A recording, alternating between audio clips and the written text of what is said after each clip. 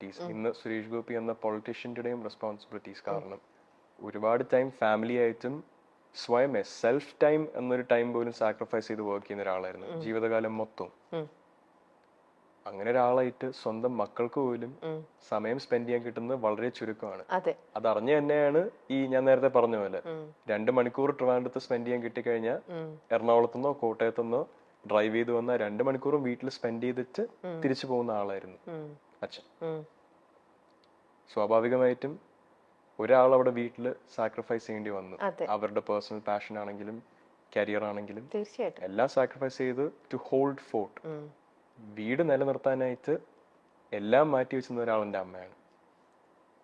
ആ അമ്മയായിട്ടാണ് നമ്മൾ 4 മക്കളും ഏറ്റവും കൂടുതൽ ടൈം ആക്റ്റീവ്ലി സ്പെൻഡ് ചെയ്തിട്ടുള്ളത്. അപ്പൊ എന്നെ പറ്റി എനിക്ക് അച്ഛനെ എത്ര അറിയാവോ എന്ന് ചോദിക്കുന്നതിനെക്കാട്ടിലും എപ്പോഴും അമ്മ എനിക്ക് എന്തുമാത്രം അറിയാം എന്ന് ചോദിച്ചു കഴിഞ്ഞാൽ തീർച്ചയായും എനിക്ക് കൂടുതൽ സംസാരിക്കാൻ പറ്റും അതിനെ പറ്റി. പറയൂ രാധി ചേച്ചിനെ കുറിച്ചും കൂടെ. സുരേഷ് ചേട്ടൻ പറഞ്ഞിട്ടുണ്ട്, ഞങ്ങൾ ഈയിടെ കണ്ടപ്പോൾ സുരേഷ് ചേട്ടൻ ഇപ്പൊ ഈ പൊളിറ്റിക്സും കൂടെ ഒക്കെ വന്നു കഴിഞ്ഞപ്പോഴത്തേക്ക് എങ്ങനെയാ ഹാൻഡിൽ ചെയ്യണേ. അപ്പോൾ ആ കല്യാണത്തിന്റെ സമയത്തെയും ഒക്കെ പറയുമ്പോൾ പറയും, എന്റെ വീട്ടിൽ ഒരു കാര്യവും എനിക്കറിയില്ല, എനിക്കൊന്നും അതെല്ലാം രാധികയാണ്, അവള് മാനേജ് ചെയ്യണതാണ്. അന്ന് സുരേഷ് ചേട്ടനും ഒരുപാട് പറയുന്നുണ്ടായിരുന്നു, രാധികേച്ചി ഇത്ര മനോഹരമായിട്ട്, അതിപ്പം യു ജസ്റ്റ് സെഡ് ഇറ്റ്, അത് ഇത്ര മനോഹരമായിട്ട് പറഞ്ഞു. അപ്പൊ അതുകൊണ്ട് രാധികേച്ചി എനിക്കിപ്പോ പേഴ്സണലി അറിയാൻ കൂടെ ചെയ്യാവുന്നത് കൊണ്ട് രാധികേച്ചിനെ കുറിച്ച് നമ്മൾ ഫ്യൂ വേർഡ്സ് പറയാണ്ട് നമുക്ക് മുന്നോട്ട് പോകാൻ പറ്റില്ല. അതുകൊണ്ട് തന്നെ ഞാൻ പറഞ്ഞത്, നമ്മുടെ അറിയാത്ത ഇവരും അറിയണം രാധികേച്ചിയുടെ ഇൻവോൾവ്മെന്റും നിങ്ങളിപ്പോ ഇവിടെ നിൽക്കുന്നതിന്റെയും ആ ഒരു ഭയങ്കര സ്ട്രോങ് ആയിട്ട് നിൽക്കുന്ന ആ ഒരു ബ്യൂട്ടിഫുൾ ലേഡി. പറയൂ. അമ്മയെ പറ്റി പറയുന്നതിന് മുന്നേ ഈ ഒരു ജനറേഷനിൽ എപ്പോഴും ഒരുപാട് പ്രാധാന്യം പോവാത്ത ഒരു കാര്യമുണ്ട്, സാക്രിഫൈസിങ് ഫോർ സമ്മൺ എൽസ്. ഒരു കല്യാണത്തിൽ മെയിൻലി ഒരു വിവാഹം നടക്കുമ്പോഴത്തേക്കും രണ്ടുപേർക്കും അവരുടെ റോൾസ് ഉണ്ട് ഒരു മാരേജ് സസ്റ്റെയിൻ ചെയ്യാൻ. Suresh Gopi was the provider. He went out, sacrificed everything to provide. അതേപോലെ പ്രൊവൈഡ് ചെയ്ത് കൊണ്ടുവരുന്ന സസ്റ്റെയിൻ ചെയ്യാൻ അതേപോലെ സാക്രിഫൈസ് ചെയ്ത ഒരാളാണ് രാധിക സുരേഷ്. അമ്മ എല്ലാ കാര്യം കൊണ്ടും സ്വന്തം മക്കൾക്ക് വേണ്ടി ജീവിതം മാറ്റി വെച്ച ഒരാളാണ് എല്ലാ രീതിയിലും. നമുക്കൊരിക്കലും അച്ഛന്റെ ഒരു പ്രസൻസ് അവിടെ മിസ്സിംഗ് ആണെന്ന് തോന്നിക്കാതിരിക്കാൻ അമ്മയെ കൊണ്ട് ചെയ്യാൻ പറ്റുന്ന എല്ലാം ചെയ്തിട്ടുണ്ട്. So speaking about someone who sacrificed their own life for someone else, be it their own kids. പക്ഷെ ആ സാക്രിഫൈസ് ചെയ്യാന്ന് പറയുന്നത് ഈ ഒരു ജനറേഷൻ ഒരുപാട് കാണാറുണ്ടോ? എല്ലാവരും അവരുടെ കാര്യം നേടാൻ വേണ്ടി നടക്കുന്ന ഒരു ജനറേഷനിൽ ഞാൻ കണ്ടു വളർന്നത് എല്ലാം സാക്രിഫൈസ് ചെയ്ത് മക്കൾക്ക് വേണ്ടിയും കുടുംബത്തിന് വേണ്ടിയും നിൽക്കുന്ന എൻ്റെ അമ്മയാണ്. അതേപോലെ ഒരു സാക്രിഫൈസ് ചെയ്യാൻ പറ്റുമെന്ന് പറയുന്നത് ഒരാളുടെ മെന്റൽ സ്ട്രെങ്ത്തിനെ മാത്രം കോംപ്ലിമെന്റ് ചെയ്യുന്ന ഒരു കാര്യമാണ്.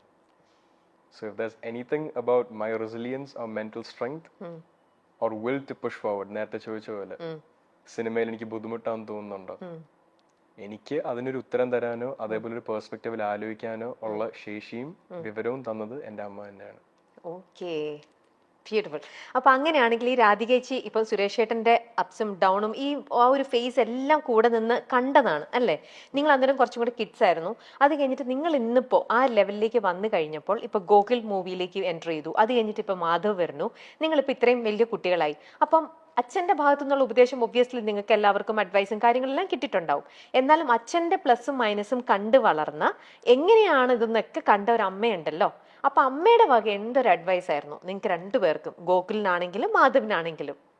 വളരെ ഓണസ്റ്റ് ആയിട്ട് പറയാനാണെങ്കിൽ അമ്മയ്ക്ക് നമ്മൾ 4 മക്കളുടെയും അക്കാഡമിക് എക്സലൻസ് എന്ന് പറയത്തില്ല, അക്കാഡമിക് ക്വാളിഫിക്കേഷൻ നിർബന്ധമായിരുന്നു.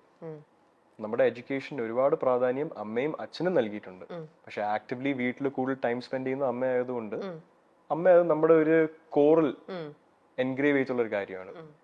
നമ്മളെല്ലാവരും ഇപ്പോൾ മാസ്റ്റേഴ്സ് എടുത്ത് PhD ചെയ്ത ആൾക്കാരൊന്നും അല്ല. അക്കാഡമിക്കലി എല്ലാവരും അവരുടെ ബാച്ചിലേഴ്സ് ഡിഗ്രി കംപ്ലീറ്റ് ചെയ്ത് നിൽക്കുന്നവരാണ്. അമ്മയുടെ അടുത്ത് ഇന്ന് ചോദിക്കുകയാണ്, മകനെ ആക്ടറായിട്ട് കാണണോ അതൊരു ഓഫീസിൽ ജോലി ചെയ്ത് കാണണോ? അമ്മ തീർച്ചയായിട്ടും ഒരു ഓഫീസിൽ ജോലി ചെയ്യുന്നതേ പറയത്തുള്ളൂ. അതേപോലെ ഒരു കരിയറിന് അതിൻ്റെതായ ഒരു സ്റ്റെബിലിറ്റി ഉണ്ട്. I can be very honest about this profession.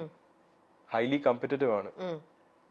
വേറൊരാളുടെ പെർസ്പെക്റ്റീവ് കൊണ്ട് പലപ്പോഴും സക്സസ്ഫുൾ ആവുന്ന ഇൻഡിവിജ്വൽസ് ഉള്ള ഒരു കരിയറാണ്. പ്രേക്ഷകരാണ് ആക്ടേഴ്സിനെയും സക്സസ്ഫുൾ ആക്ടേഴ്സിനെയും സൂപ്പർ സ്റ്റാർസിനെയും ക്രിയേറ്റ് ചെയ്യുന്നത്. ഒരാൾ എത്ര പണിയെടുത്താലും ആ പണി എങ്ങനെ ആൾക്കാർ സ്വീകരിക്കുന്നു, അതിലൂടെ മാത്രമാണ് ഒരു കരിയറിന്റെ സക്സസ് ലെവലോ അല്ലെങ്കിൽ ഒരു ഇൻഡിവിജ്വലിന്റെ സക്സസ് ലെവലോ ഈ ഒരു ഇൻഡസ്ട്രിയിൽ ആപ്ലിക്കബിൾ ആവുന്നത്. അങ്ങനെ വരുന്ന ഒരു സന്ദർഭത്തിൽ ഒരു പാരന്റ്സ് ഒരു പാരന്റ് ആൻഡ് ലൈക്ക് ബോത്ത് പാരന്റ്സിന് എപ്പോഴും അവരുടെ മക്കള് ഒരു സ്റ്റേബിൾ കരിയർ, ഒരു സ്റ്റേബിൾ ലൈഫ് ലീഡ് ചെയ്യണം എന്നുള്ള ആഗ്രഹം കാണുമല്ലോ. അത് എന്നും പ്രയോറിറ്റൈസ് ചെയ്തിട്ടുള്ള ആളാണ് അമ്മ.